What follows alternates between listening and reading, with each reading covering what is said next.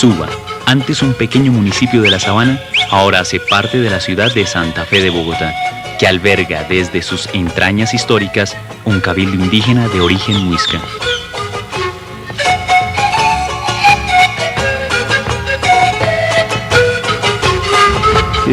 Alguna vez una familia nativa tuvo problemas de linderos con una señora desconocida en esta localidad, y exactamente en el Rincón, y debido a este tipo de problemas con unas escrituras, se descubrió que las tierras que esta señora reclamaba, o que algunas personas reclamaban inescrupulosamente, pertenecían a tierras del resguardo indígena de Suba. A partir de allí nace precisamente la idea de rescatar este resguardo con todas las familias que se han considerado o nos hemos considerado de que somos descendientes de la cultura muisca que habitó la localidad de Suba.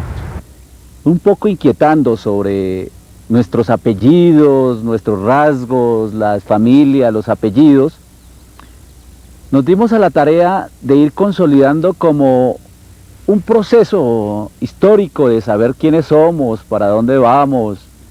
En tal sentido, con unos compañeros tratamos de recuperar unos territorios argumentando la descendencia indígena, no sin antes profundizar un poco sobre la cultura muisca.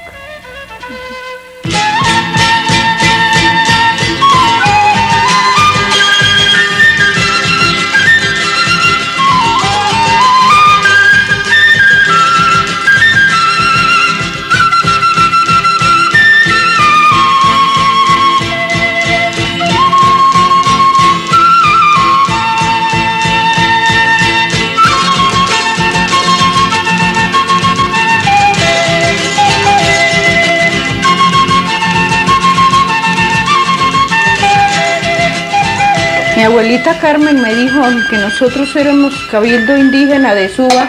Yo fui nacida aquí en Suba, legítimamente, y natal del pueblo. Que por los apellidos nosotros pertenecíamos a los indígenas, ¿sí? Yo soy indígena, siento eso, lo llevo en mi sangre, aunque mi camisa, mi pantalón, mi propio rasgo, no, quizás no de todo el elemento para decir que soy indígena. El ser indígena o el ser indio no significa tener una lengua muchas veces, no significa tener un vestido o no significa tener una diferenciación. Eso yo creo que se lleva más en el alma, más en el corazón. Nosotros somos indígenas descendientes de Apartadoy, Quindío y Casanare.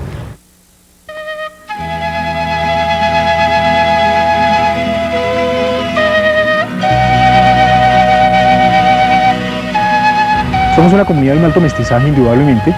Allí encontraremos miembros de todos los colores o racialmente de diferente pigmentación, pero hay dos características que nos hacen precisamente que seamos integrantes de esta comunidad, como son los patronímicos o apellidos indígenas, por un lado, y por otro lado, el haber vivido allí durante aproximadamente 2000 años o más y no haber salido de esta localidad, haber vivido en las parcelas que nos legaron nuestros antepasados.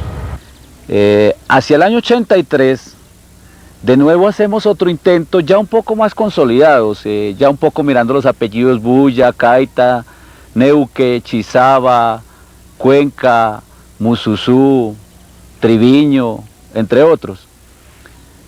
Es por eso que a raíz de la llegada a la Asamblea Nacional Constituyente de nuestros hermanos Francisco Rojas Birri y Lorenzo Muelas, quienes plasmaron algunos derechos para los pueblos indígenas. Es en el año 1991 cuando retomamos la iniciativa y se conforma el Cabildo Indígena de Suba. Cuando nosotros reunimos la comunidad para organizar el Cabildo, mucha gente se opuso a eso, porque decían que cuál cabildo y que cuáles indígenas, aún perteneciendo a la comunidad. Entonces, eso fue una de las labores tenaces, duras y difíciles, que nos tocó hacerle reconocer a la gente, aún la gente con dinero, aún la gente de la misma clase media, este sector de clase media, y aún a los más pobres, hacerle reconocer que nosotros teníamos unos derechos, que había que reclamar unas tierras, que había que reclamar unos derechos, y que el Estado mismo, a partir de la Constitución, amparaba ciertas circunstancias de la misma comunidad.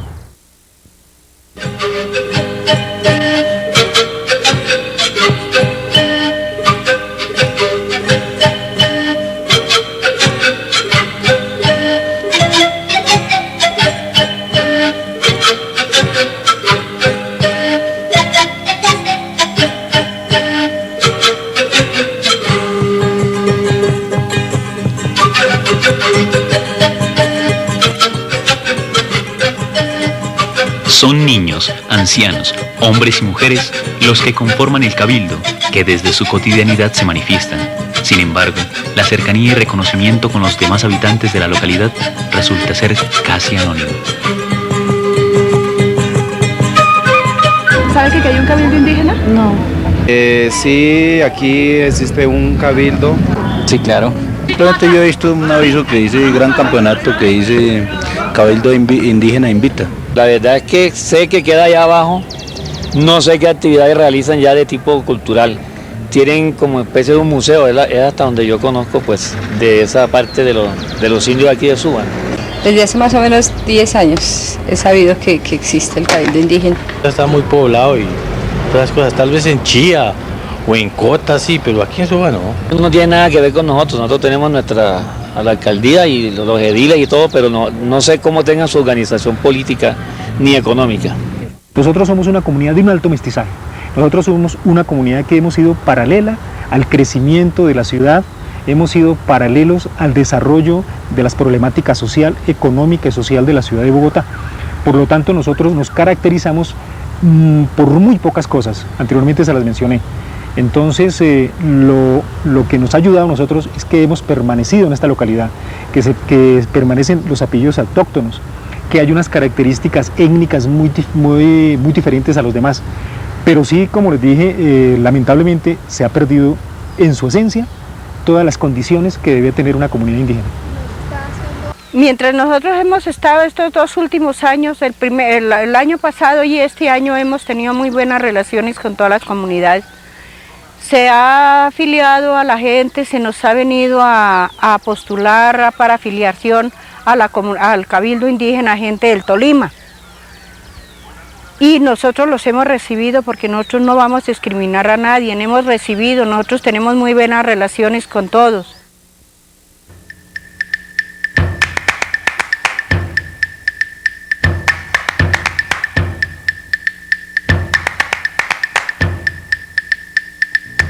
Existe un entrecruzamiento cultural, una alineación que establece el por qué hay una comunidad indígena en la localidad de Suba. Se podría ver confusa, pero hay una mezcla sociocultural entre lo primitivo y lo moderno. No obstante, se enfatiza en el rescate del pasado.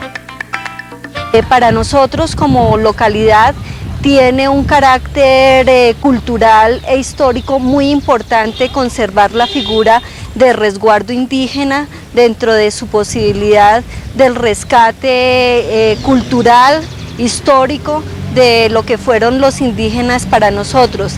En esta administración uno de los proyectos prioritarios es el rescate histórico, arquitectónico, y dentro de ese rescate histórico y cultural tienen un papel muy importante el resguardo de Suba. En primera instancia fue rescatar la identidad de la comunidad como tal. En segundo, rescatar la parte artística, rescatar ese legado de cosmovisión, rescatar un poco, sí, que ha sido difícil, pero siempre he querido yo como que una lengua que nos legaron y que se habló hasta el siglo XVII, casi siglo XVIII, con los diferentes, o a través de los diferentes estudios que existen, tratar con los niños o con los jóvenes, empezar a hacer un trabajo de lingüística con ellos. Chogi suamenas punas. Muiscacho chimesanchuca. Muisca pununga. Suega y amacuinza huecha huisca. Chía. Uno de los procesos que venimos adelantando en el día de ahora, en el Cabildo Indígena actual, ha sido esa recuperación histórica, esa tradición, esos elementos culturales para nosotros que, si bien es cierto, desaparecieron en alguna época, pero que hoy viven en nuestra comunidad. Ha sido una de las tareas primordiales la recuperación del habla, la lengua, ¿no? Nuestra recuperación oral. Pero también se mantienen diferentes tradiciones. Bueno, en este momento estoy iniciando el proceso, uno de los procesos de la elaboración de la chicha, como es el de llevar a cocción la masa ya molida. Después de que esta masa ha sido cocinada, se deja enfriar totalmente y se pasa a los barriles de fermentación o tumbi, los que nosotros llamamos, durante unos 8 o 15 días. Día por día le vamos a ir echando una cantidad pues no exagerada de miel para que este proceso la haga como más agradable al gusto, cosa de que la persona que la tome se lleve una impresión pero tremenda de que puede ser uno de los productos que entrarían a reemplazar a la cerveza, ya que fue uno de los que inicialmente nacieron. El Cabildo, desafortunadamente, como toda organización, siempre existen o se crean una serie de bandos o de oposiciones. Como toda organización que se respete, obviamente, allí precisamente pues no todas las personas están de acuerdo, nunca estuvieron de acuerdo siempre con los gobernadores, con la dirección del Cabildo. En este momento pues hay una pequeña división, llamémoslo así, para no alarmarlo a todo el mundo, donde hay un sector purista, un sector ortodoxo, que reclama que se administre precisamente única y exclusivamente para aquella comunidad que empezó este proceso, para los verdaderos nativos, para las verdaderas familias que tienen un origen a través precisamente de sus rasgos, de su apellido, de su asentamiento, que a estas familias se les defienda. Aquellas familias que vienen por diferentes líneas, bien sea la línea materna, la línea paterna o ambas líneas, y que no entre a pertenecer al Cabildo de personas ajenas que simple y llanamente llegan a vivir a Suba o que simplemente son simpatizantes del Cabildo. A ver, los problemas básicamente han sido relacionados en intereses más de tipo personal que de interés colectivo de rescatar el Cabildo indígena. Los integrantes del Cabildo Indígena de Suba asumen y establecen los problemas de índole administrativo, aunque no han podido canalizar los intereses e institucionalizar los conflictos, dando la espalda a estrategias de negociación y cooperación. De igual forma se presentan problemas ambientales.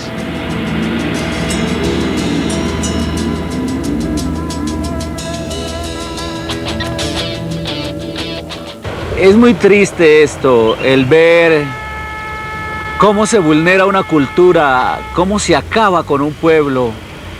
No es el hecho de trazar una avenida por un cerro y romper una naturaleza, un humedal, una laguna, por el querer desarrollar la ciudad de Bogotá, para nosotros Bacatá. Nosotros siempre hemos estado en contra de eso, no concibimos que a los pueblos indígenas nativos se nos vulnere de esa manera. Además, esos proyectos como de la avenida Cundinamarca, de la ciudad de Cali, afectan bastante, y no solo al indígena, al nativo, a todos los pueblos, a toda la comunidad, a toda la sociedad. Es que aún yendo más allá, sin mencionar nombres de ninguna forma, y en absoluto, se prestaron, por ejemplo, miembros de la misma comunidad para rellenar la laguna o vender lotes cerca de la laguna de sus mismas parcelas, ¿no? Dieron permisos para que esta laguna se rellenara, desconociendo completamente todo el bagaje histórico, todo lo que significaba para la comunidad indígena de Suba, como es lo sacro, lo sagrado, que era una laguna tan importante como la laguna de Guatavita o la de Iguaque, donde se celebraban ceremonias. Entonces, por una parte, eso es lo que muchos de los miembros de la comunidad hemos estado en desacuerdo con otros miembros, que siempre se ha llegado a buscar intereses. No quieren dar la vía para que nos echen la alcantarilla en partido para esos hijos, porque yo a la hora de la verdad ya con 70 años, ya pocos serán los años, pero ellos... Nosotros nos vinimos para acá, para Suba, cuando empezaron a construir, a dañar el humedal, que era un agua cristalina, porque Suba la riqueza que tenía era en nacimientos de agua, el nacimiento de agua y la agricultura.